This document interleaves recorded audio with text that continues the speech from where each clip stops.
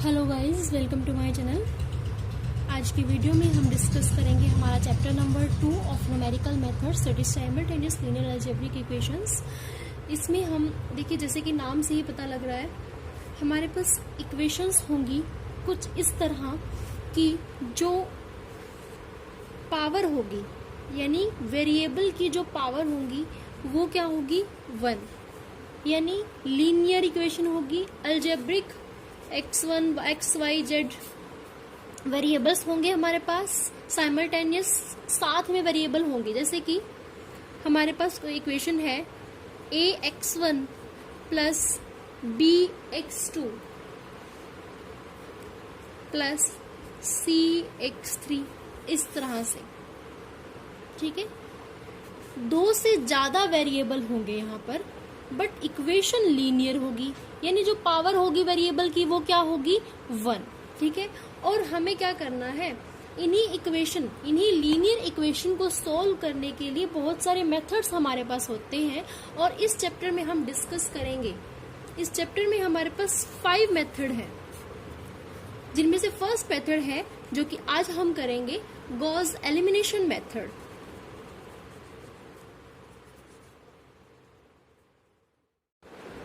चलिए देखते हैं गॉस एलिमिनेशन मेथड को हम किस तरह से करते हैं, यानी इसके करने की एक प्रोसेस। ये हमारे पास system of linear equations, A11 यानी first row first column, first row first column, first row second column A12, first row third column A13, इसी तरीके से हमारे पास ये टर्म्स हैं। तो सबसे पहले हमें क्या करना होता है इस मेथड में, यहाँ हमारे पास 3 इक्वेशंस हैं, आपके पास से ज़्यादा भी हो सकती हैं, लेकिन सभी एग्जांपल्स और क्वेश्चंस में इसी तरह से इक्वेशंस हैं, यानी 3 वेरिएबल आपके पास दिए गए हैं। देखिए इसको करने का मेथड क्या है। सबसे पहले हमें क्या करना है, एलिमिनेट करना है हमारे first variable date is x1 को इक्वेशन नंबर 1 और 2 में से। तो फर्स्ट स्टेप क्या है इसे करने का, eliminate x1 from equation 1 and 2। 1 और 2 में से जब हम x1 को एलिमिनेट करेंगे, ठीक है। और x1 को एलिमिनेट कैसे करना है, पहले हम r1 निकाल लेंगे। r1 जैसे हमारे पास ये 2 इक्वेशन होती हैं, ठीक है, 2x plus 4y plus 2, x plus 3y plus 1। यहाँ इन दोनों इक्वेशन में से हमें x को एलिमिनेट करना है, तो पहले हमें x के कोफिशिएंट को इक्वेट करना होगा ना, ठीक है। तो क्या करते हैं हम, यहाँ पर 2x है, यहाँ पर x है, तो इस इक्वेशन को 2 से मल्टीप्लाई कर देते हैं। यही स्टेप को एक नाम दिया गया है, यानी कि वैल्यू हमें फाइंड आउट करनी है r1 की। r1 यानी किस नंबर से मल्टीप्लाई करें, ठीक है। तो उसके लिए हम क्या करना होता है, r1 की वैल्यू फाइंड आउट करनी होती है, वो भी कैसे। अगर हम एलिमिनेट कर रहे हैं x1 को इक्वेशन 1 और 2 में से, तो हम लिखेंगे coefficient of x1 in equation 2, numerator में होगा हमारे पास A21 upon coefficient of x1 in equation 1, तो ये होगा हमारे पास R1। फिर क्या करना है, मल्टीप्लाई करना है इक्वेशन 1 को R1 से, multiplying equation 1 by R1 and then subtracting from R2, sorry equation 2, ठीक है। इक्वेशन 1 को R1 से मल्टीप्लाई करना है, और फिर उस इक्वेशन को R2 में से, यानी कि इक्वेशन 2 में से सब्ट्रैक्ट करना है। तो इक्वेशन 2 में से सब्ट्रैक्ट करना है, तो पहले हम लिखेंगे इक्वेशन 2, फिर सब्ट्रैक्ट करना है माइनस जो भी आपकी R1 की वैल्यू होगी वो, और ब्रैकेट में इक्वेशन 1, ठीक है। R1 की वैल्यू इक्वेशन 1, इस तरीके से स्टेप बाय स्टेप आपको चलना है। जैसे ही हम x1 को एलिमिनेट करेंगे इक्वेशन 1 और 2 में से, तो हमारी जो इक्वेशन होगी वो कैसे होगी, x2 और x3 वेरिएबल में होगी, क्योंकि x1 को तो हमने एलिमिनेट कर दिया। फिर हमें क्या करना है, एलिमिनेट एलिमिनेट करना है x1 को अगेन, क्योंकि हमारे पास 3 इक्वेशन है ना, x1 को फिर से एलिमिनेट करेंगे किसमें से, इक्वेशन 1 और इक्वेशन 3 से। ठीक है, फिर से हम क्या निकाल लेंगे, R2 1 और 3 है तो coefficient of x1 in equation 3 upon coefficient of x1 in equation 1 it is A31 upon A11, ये हमारे पास होगी R2 की वैल्यू। और फिर हम क्या करेंगे, multiply equation 1 by R2 and subtracting from R3, यानी इक्वेशन 3 सब्ट्रैक्ट करेंगे, यहाँ होगा R2 और फिर होगी हमारी इक्वेशन नंबर 1। अब हम x1 को एलिमिनेट कर चुके हैं, यानी जो भी हमारी इक्वेशन बनेगी वो किस में होगी, x2 और x3 में से, x2 और x3 वेरिएबल में होगी, यानी x1 को हमने एलिमिनेट कर दिया तो x2 और x3 वेरिएबल में होगी। तो इस इक्वेशन को हम मानेंगे हमारी इक्वेशन नंबर 5 और जो पहले थी उसको हम मानेंगे 4। अब यही प्रोसेस हम किस में अप्लाई करेंगे, इक्वेशन 4 और 5 में, क्योंकि हमारा x1 एलिमिनेट हो चुका है। ठीक है, अब हम किसको करेंगे, x2 को एलिमिनेट करेंगे 4 और 5 के इक्वेशन में से। ठीक है, x2 को एलिमिनेट करेंगे इक्वेशन 4 और इक्वेशन 5 का यूज करके। फिर से हम क्या निकाल लेंगे, हमारा R3 क्या होगा, coefficient of x2 in equation 5 upon coefficient of x2 in equation 4। तो जो भी हमारे R3 की वैल्यू होगी उसको मल्टीप्लाई करेंगे इक्वेशन 4 से और सब्ट्रैक्ट करेंगे इक्वेशन 5 में से, यानी equation 5 minus R3 into equation 4। ठीक है, जैसे ही हमने x2 को एलिमिनेट किया, जो हमारी इक्वेशन आएगी अब वो कौन से वेरिएबल में आएगी, ओनली x3 में, क्योंकि x2 क्या हो चुका है, एलिमिनेट x1 पहले ही एलिमिनेट। अब जो वेरिएबल बचेगा हमारे पास वो x3, यानी कि x3 की वैल्यू यहाँ से फाइंड आउट हो जाएगी। और जैसे ही x3 की वैल्यू निकली तो उसको आप 4 या 5 इक्वेशन में पुट करके x2 की वैल्यू निकालो, और x2 की वैल्यू निकलते ही हम क्या करेंगे, x2 और x3 को किसी भी इक्वेशन में पुट कीजिए और x1 की वैल्यू फाइंड आउट कीजिए। ठीक है, यही हमें प्रोसेस हमारे एग्जाम्पल या फिर क्वेश्चंस में अप्लाई करनी है और इसी तरह से हमें क्वेश्चंस को करना है, और इसी प्रोसेस को कहा गया है गॉस एलिमिनेशन मेथड। तो चलिए, let's solve this example by using Gauss elimination method. तो ये है हमारे पास एग्जाम्पल नंबर 2। आपकी बुक में इसने क्या किया, इन इक्वेशंस को थोड़ा रीअरेंज किया गया है, यानी पहले ये 3rd इक्वेशन लिखी गई है, फिर ये और फिर ये जो हमारी फर्स्ट इक्वेशन है उसे 3rd इक्वेशन कहा गया है। आप चाहे तो इन्हें रीअरेंज करिए और चाहे आप इन्हें एज इट इज़ रखिए। मैं आपको इसी तरह से इस एग्जाम्पल को सॉल्व करके दिखाती हूँ, क्योंकि हमें ध्यान रखना है कि मेथड को करने की प्रोसेस क्या है, यानी किस तरह से हमें मेथड को अप्लाई करना है, क्या तरीका अपनाया गया है। तो देखिए, पहले हमारे पास इन 3 इक्वेशन में से हम क्या करते हैं, फर्स्ट 2 इक्वेशन को सिलेक्ट करते हैं और कहेंगे एलिमिनेट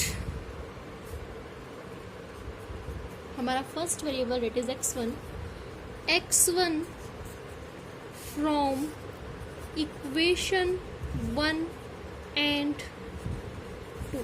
ठीक है, स्टेप बाय स्टेप हम इसे सॉल्व करेंगे। x1 को एलिमिनेट करेंगे इक्वेशन 1 और 2 में से, जिसके लिए हम वैल्यू निकालते हैं R1 की। R1 की वैल्यू हम कैसे निकालते हैं, coefficient of x1 from equation 2 यानी 3, और इक्वेशन 1 में हमारा जो x1 का कोफिशिएंट है वो है 4। ठीक है, ये हमारा फर्स्ट स्टेप हुआ। नेक्स्ट स्टेप में हम क्या करते हैं, मल्टीप्लाई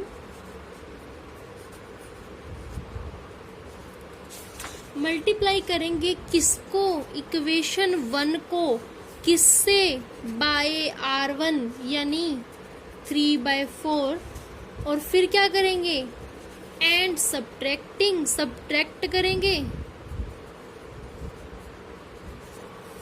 फ्रॉम इक्वेशन 2।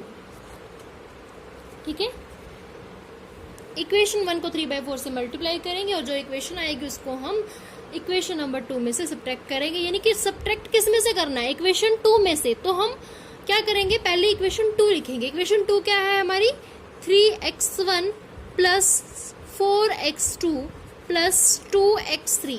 फिर क्या सब्ट्रैक्ट करना है तो साइन डालेंगे। फिर क्या करना है, मल्टीप्लाई करनी है इक्वेशन 1 को 3/4 से। किससे मल्टीप्लाई करना है, 3/4 को। किससे करनी है, इक्वेशन 1 यानी कि 4x1 plus x2 plus x3। Left hand side में ये प्रोसीजर है, राइट हैंड साइड में भी हम यही करेंगे। पहले इक्वेशन 2 लिखेंगे यानी 11 माइनस करेंगे 3/4 से मल्टीप्लाई किसकी, 11। ठीक है, स्टेप बाय स्टेप चलना है, जल्दबाजी नहीं करनी किसी भी स्टेप को करने के लिए, बिकॉज मिस्टेक होने के चांसेस बहुत ज़्यादा हो जाते हैं। देखिए अब हम क्या करेंगे, ब्रैकेट को ओपन करेंगे।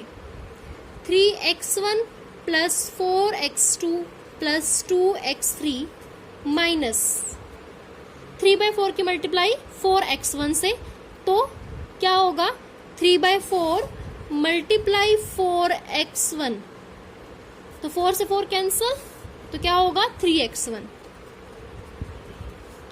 ये माइनस है प्लस है तो प्लस माइनस माइनस। अब नेक्स्ट टर्म लिखनी है हमने यहाँ पे, तो पहले साइन ही लिख लेते हैं। ये माइनस ये प्लस, प्लस माइनस माइनस, तो साइन तो हो गया माइनस। फिर 3/4 को मल्टीप्लाई करनी है किससे, 1 से, तो 3/4 मल्टीप्लाई 1 3/4 और साथ में variable x2। Next minus plus minus, 3/4 की मल्टीप्लाई करनी है 3 से, 3/4 मल्टीप्लाई 3, 3 3 जा 9, 9/4 x3। और राइट साइड में भी यही करेंगे। 11 माइनस 3, 11 जा 33/4। ठीक है, हम नेक्स्ट को एलिमिनेट किया था, x1 को एलिमिनेट करना था, यानी कि 3x1 कैंसिल हो जाएगा माइनस के 3x1 से। अब यहाँ पर है 4x2 और यहाँ पर है माइनस 3/4 x2, तो यहाँ पर हम एलसीएम लेना पड़ेगा। ठीक है, तो 4/1 और 3/4 माइनस के 3/4, तो पहले इस इक्वेशन को लिख लेते हैं। देखिए ये x2 है तो इसे सोल्व करेंगे, एलसीएम लेंगे इन दोनों टर्म्स में। डिनोमिनेटर में आएगा हमारे पास 4, 1 4 जा 4, 4 को मल्टीप्लाई 4 से, 4 4 जा 16 x2 माइनस, बिकॉज ये प्लस है ये माइनस है, माइनस 4 4 जा 4 1 जा 4। ठीक है, 4 के टेबल में 4 कितने पर आता है, 1 पर, और 1 को मल्टीप्लाई करते हैं फिर हम जो भी हमारे पास न्यूमरेटर में होता है 1 3 जा 3, 3x2। ठीक है, फिर है प्लस इन दोनों टर्म्स का करें क्योंकि ये भी x3 है ये भी x3 में है, तो न्यूमरेटर डिनोमिनेटर में होगा हमारे पास 4, एलसीएम 1 और 4 का एलसीएम होता है 4, 1 4 जा 4, 4 2 जा 8 x3 minus 9x3 is equals to 4 4 11 जा 44 माइनस 33। ठीक है, तो ये हो गया हमारे पास 13x2/4, 8x3 प्लस में है और माइनस 9x3 माइनस में है। यहाँ पर माइनस है तो यहाँ पर साइन किसका आएगा, माइनस का, क्योंकि बड़े वाले का साइन आता है हमेशा। तो 9 माइनस 8 तो कितना होता है हमारे पास 1, यानी -9 + 8 -1 x3/4 इज इक्वल्स टू 11/4। तो ये हमारे पास इक्वेशन आई। तीनों टर्म्स के जो डिनोमिनेटर में 4 है तो हम 4 से पूरी इक्वेशन को मल्टीप्लाई करेंगे तो हमारे पास इक्वेशन होगी 13x2 - 1x3 is equals to 11। जैसे ही हम इस पूरी इक्वेशन को 4 से मल्टीप्लाई करेंगे तो 4 से यहाँ पे कैंसिल, इस 4 से कैंसिल हो जाएगा। ठीक है, पहले या फिर आप 1/4 कॉमन ले लीजिए, फिर 4 से 4 कैंसिल हो जाएगा डायरेक्टली। तो ये हो गया हमारे पास इक्वेशन नंबर 4। ठीक है, नेक्स्ट स्टेप में हमें क्या करना है, एलिमिनेट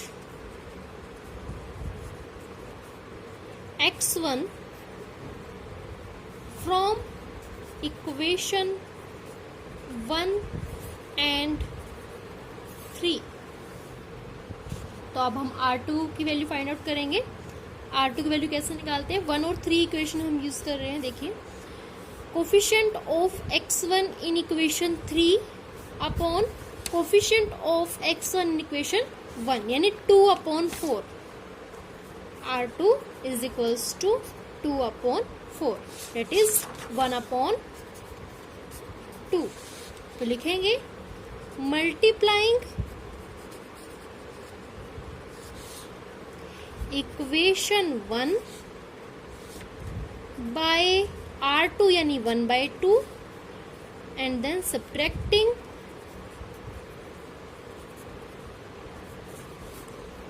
फ्रॉम इक्वेशन 3। इक्वेशन 3 में सब्ट्रैक्ट करना है, तो पहले हम इक्वेशन 3 लिखेंगे हमारी। It is 2x1 plus 3x2 plus x3। Subtract करना है, माइनस का साइन डालेंगे, फिर मल्टीप्लाई करना है इक्वेशन 1 को 1/2 से, तो 1/2 लिखेंगे इक्वेशन नंबर 1, यानी 4x1 plus x2 plus 3x3 is equals to, right hand side में भी यही करेंगे, 7 माइनस 1/2 मल्टीप्लाई 11। ठीक है, तो अब ब्रैकेट को ओपन करेंगे, 2x1 plus 3x2 plus x3 minus 1/2 की मल्टीप्लाई 4 से करेंगे, तो 2 2 ज़ा 4। ठीक है, तो ये होगा -2x1, फिर minus plus, plus minus minus 1/2 की मल्टीप्लाई 1 से। ठीक है, कांस्टेंट की मल्टीप्लाई कांस्टेंट से, तो 1/2x2, फिर 1/2 की मल्टीप्लाई 3 से। ठीक है, तो न्यूमरेटर से मल्टीप्लाई होती है, और डिनोमिनेटर में ये अगर यहाँ पर 2 है, यहाँ पर डिनोमिनेटर में 1 है, न्यूमरेटर की न्यूमरेटर से मल्टीप्लाई 1 3 ज़ा 3, 2 1 ज़ा 2, तो 3/2 x3। ठीक है, इस तरह से इज इक्वल्स टू 7 माइनस 11/2। ठीक है, स्टेप बाय स्टेप करेंगे। ठीक है, फिर यहाँ से ये कैंसल, 3x2 पहले से लिख लेते हैं, 3x2। अब इन दोनों टर्म्स को सॉल्व करेंगे, फिर इन दोनों को सॉल्व करेंगे। देखिए 3/1, तो पहले तो डिनोमिनेटर में यहाँ पर 1 है, यहाँ पर 2 है, तो इन दोनों का एलसीएम आएगा 2। फिर 1 2 ज़ा 2, 2 3 ज़ा 6x2 माइनस 1x2। ठीक है, फिर यहाँ पर प्लस डिनोमिनेटर, यहाँ पर 1/1 है, यहाँ पर 3/2 है, डिनोमिनेटर में 1 2 एलसीएम 2, तो यहाँ पर होगा 2x3 minus 3x3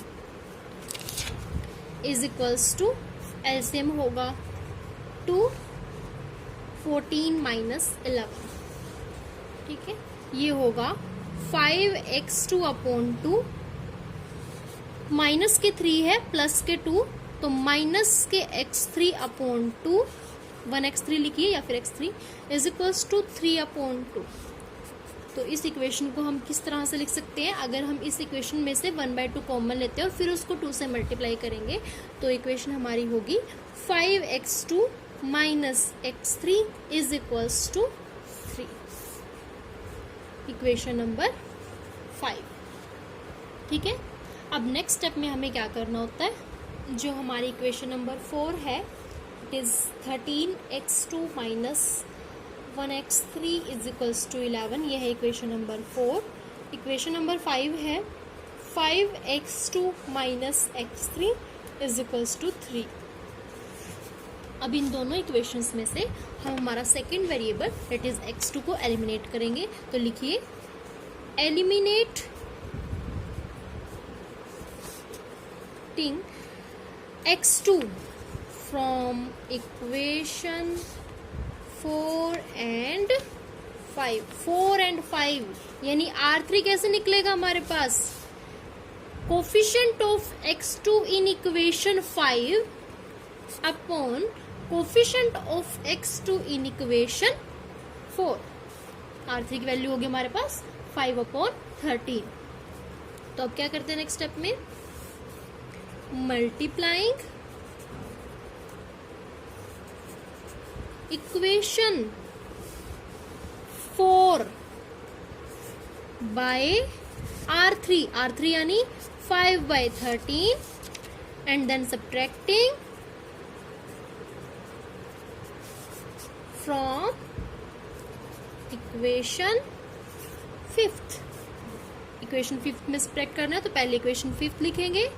5x2 minus x3 subtract करना है, साइन माइनस का डाल लेंगे। मल्टीप्लाई किससे करना है? 5/13 से। किसको करना है? इक्वेशन 4 को। 13x2 minus x3 is equals to, right side में भी यही करेंगे, 3 माइनस 5/13 इंटू 11। अब इसे सोल्व करेंगे। 5x2 minus x3 minus plus minus 5/13 को मल्टीप्लाई करेंगे 13 से तो यहाँ पर होगा minus 5x2 minus minus minus minus plus 5/13 को मल्टीप्लाई करेंगे 1/1 x3 यानी ये होगा हमारे पास 5/13 x3 is equals to 3 minus 11 5 जा 55/13। ठीक है, अब यहां से ये कैंसल। अब इन दोनों को सॉल्व करेंगे तो 1/1 इन दोनों टर्म्स में से एलसीएम 1 और 13 का 13 यहाँ पर होगा 13x3 माइनस में है ये, माइनस के 13x3 plus 5x3 is equals to LCM लेंगे 13 1 13 जा 13 13 के 1 के टेबल में 13 पर 13 आता है तो 13 को मल्टीप्लाई करेंगे हमारे न्यूमरेटर से, डेट इज 39। 13 3 जा 39 माइनस 13 के टेबल में 13 कितने पर आता है? 1 पर। 1 को मल्टीप्लाई करेंगे 55 से, डेट इज 55। ठीक है, इस तरीके से हम इक्वेशन को सॉल्व करते हैं। माइनस 13 प्लस 5 तो क्या होगा? माइनस 8x3/13 प्लस 39 माइनस 55 तो क्या होगा? माइनस 16/13। ठीक है, इक्वल टू का साइन है, डिनोमिनेटर 13 है तो कैंसिल हो जाएगा। तो minus 8x3 is equals to minus 16, minus से minus cancel, x3 is equals to 16 multiply में है, वेरिएबल के मल्टीप्लाई में है तो इधर जाके डिवाइड में जाएगा तो 16/8 डेट इज 2। तो x3 की वैल्यू हमारे पास कितनी आई? 2। अब इस x3 की वैल्यू को हम इक्वेशन नंबर 4 में रखेंगे। 13x2 minus 1x3 is equals to 11। 13x2 minus x3 की वैल्यू कितनी है? 2 is equals to 11। 13x2 minus में है, इधर जाके प्लस में होगा, 11 plus 2 13, x2 is equals to 13/13 that is 1। अब हमारा लास्ट स्टेप क्या होगा? अब x2 की वैल्यू निकली है तो किसी भी इक्वेशन में x2 और x3 की वैल्यू रखें और x1 की वैल्यू फाइंड आउट करें। तो हमारी फर्स्ट इक्वेशन है 4x1 plus x2 plus 3x3 is equals to 11। तो यहाँ पर x2 की वैल्यू हमारी आई है 1 और x3 की वैल्यू है 2, तो वैल्यू पुट करेंगे। 4x1 प्लस 1 प्लस 3 2 जा 6 is equals to 11। 4x1 6 plus 1 7 और जब राइट साइड में जाएंगे तो 11 प्लस में है, प्लस 7 होगा यहाँ पर, राइट साइड में जाएंगे तो -7, तो 11 - 7 क्या होगा? 4, x1 की वैल्यू हमारे पास क्या आएगी 4/4 यानी 1। तो x1 की वैल्यू भी हमारी कितनी आई 1। इस तरीके से हमने x1, x2 एंड x3 की वैल्यू को फाइंड आउट किया। तो इस तरीके से आपको जस्ट रूल अप्लाई करना है, जो भी कहा गया है मेथड में उसी तरीके से स्टेप बाय स्टेप हमें सॉल्व करना है क्वेश्चन को। और कोई भी चाहे इक्वेशन हो, कैसी भी इक्वेशन हो, अगर हम स्टेप बाय स्टेप चलेंगे अकॉर्डिंग टू रूल तो इक्वेशन जो हमारा आंसर होगा वो इजीली निकल जाएगा। मैं बार बार आपसे यही रिक्वेस्ट करूँगी कि जल्दबाजी ना करें, क्योंकि मिस्टेक होने के चांसेस बहुत ज़्यादा हो जाते हैं और एग्ज़ाम में हमारे माइंड में इतना प्रेशर होता है कि हम ना चाहते हुए भी कोई मिस्टेक कर ही देते हैं। इसलिए ध्यान से करें, आराम से करें। All the best guys, thank you so much.